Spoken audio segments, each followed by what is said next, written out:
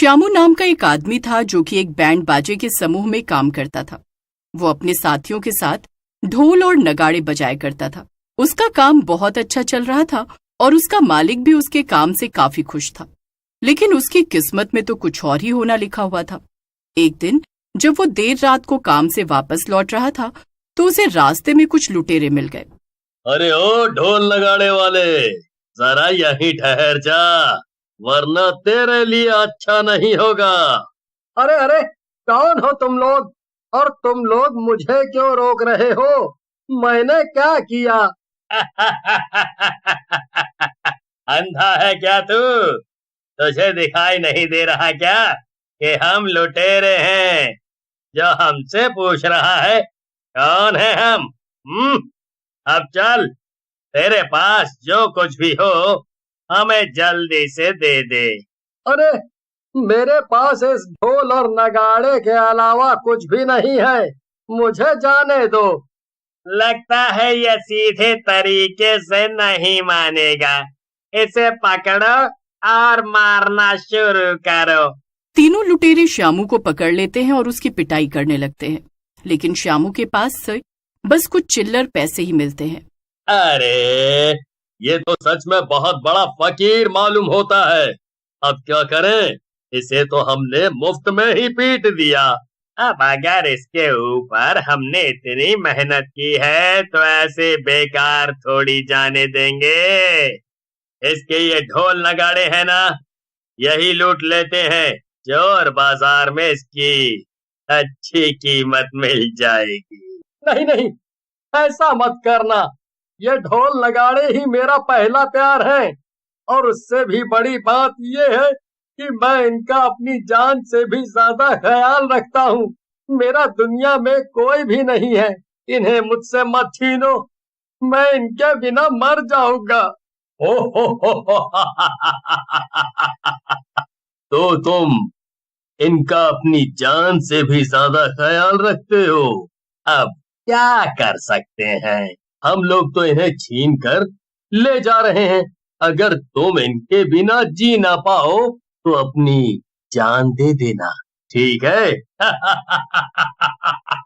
लेकिन श्यामू को गुस्सा आ जाता है और वो लुटेरों से अपना ढोल वापस छीनने की कोशिश करने लगता है। तभी उनके बीच में हाथापाई हो जाती है और एक लुटेरा श्यामू को चाकू मार देता है। चाकू लगने से श्यामू वहीं पर गिर जाता है। तीनों लुटेरे वहां से दुम दबाकर भाग खड़े होते हैं। वहीं दूसरी तरफ श्यामू मर जाता है और एक डरावने भूत में बदल जाता है। ये सब क्या हो गया? मैं तो एक भद्दे से भूत में बदल गया हूँ। अब क्या होगा? नहीं नहीं, कुछ भी हो जाए, मैं अपना ढोल नगाड़े बजाने का काम बंद नहीं कर सकता हूँ। ये मेरा पहला और अब तो आखिरी प्यार है।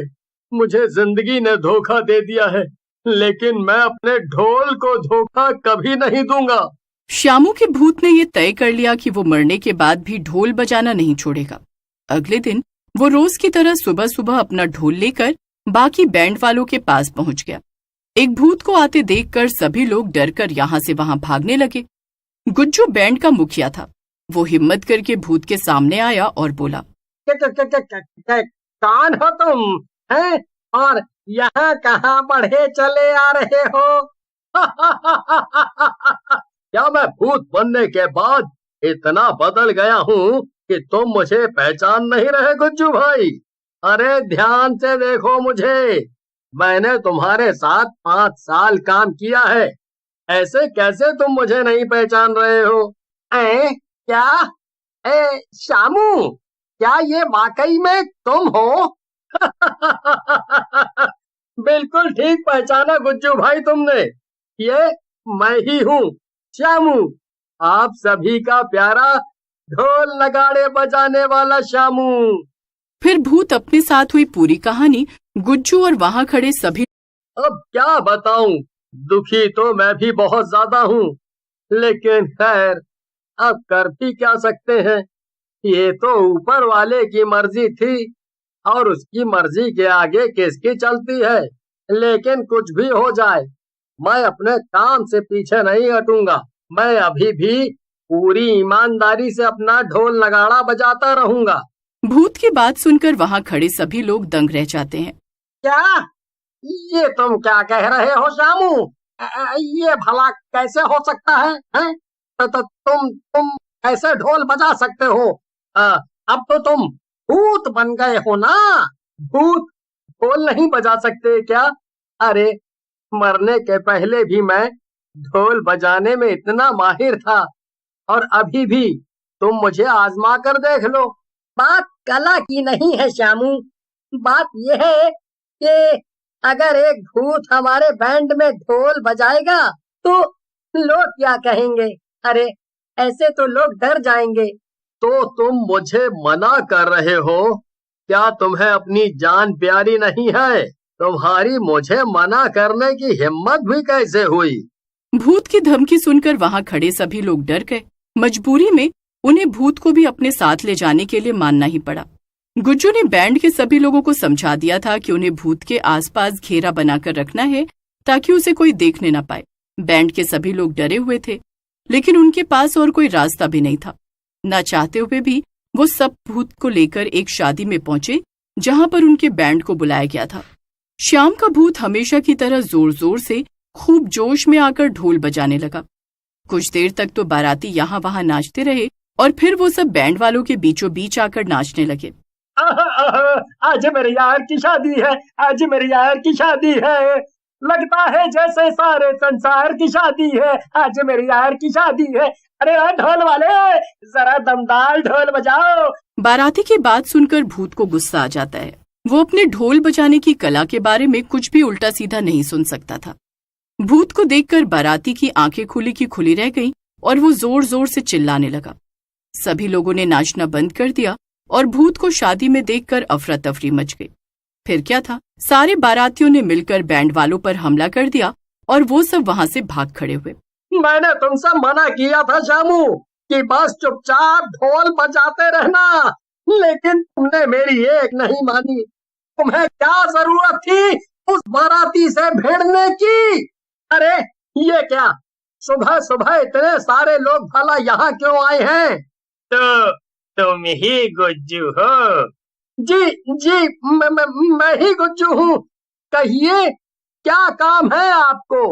तो वो तुम्हारा ही बैंड है ना, जिसमें एक भूत ढोल बजाता है? जी हाँ, मेरा ही बैंड है, लेकिन आप सब पहले मेरी बात तो सुन लीजिए ना। मैं बहुत मजबूर था। मैं उस भूत को जानबूझ के अपने साथ लेकर नहीं आया था। हम तो इसलिए आए हैं कि तुमसे बुकिंग ले सकें। क्या बुकिंग? और क्या? अरे सारे शहर के लोग बड़े हैरान हैं कि तुम्हारे बैंड में एक भूत ढोल बजाता है। सभी लोग चाहते हैं कि तुम ही उनकी शादियों में आकर बैंड बाजा बजाओ। उस आदमी की बात सुनकर गुज्जू हैरान हो जाता है। गुज्जू ये सब सुनकर बहुत खुश हो जाता है। उसकी सारी चिंताएं मानो एक पल में ही दूर हो गई। वो खुशी खुशी लोगों से बुकिंग करने लगता है और साथ में सबसे एडवांस भी लेता है। आज उसे महीने भर का फायदा एक दिन में हो गया था। ये तो कमाल ही हो गया। और वैसे ये तो होना ही था, मैं इतना अच्छा ढोल जो बजाता हूँ। बिल्कुल बिल्कुल श्यामू, और अब तो तुम्हें बहुत ढोल बजाना है। हम पूरे महीने के लिए बुक हो गए हैं। हाँ, क्यों नहीं, मैं तो एकदम तैयार हूँ। मैं तो बिना थके लगातार कई महीनों और सालों तक भी ढोल बजा सकता हूँ। फिर क्या था, श्यामू भूत ढोल बजाने वाला पूरे इलाके में मशहूर हो गया और इससे गुज्जू का भी बहुत फायदा हुआ।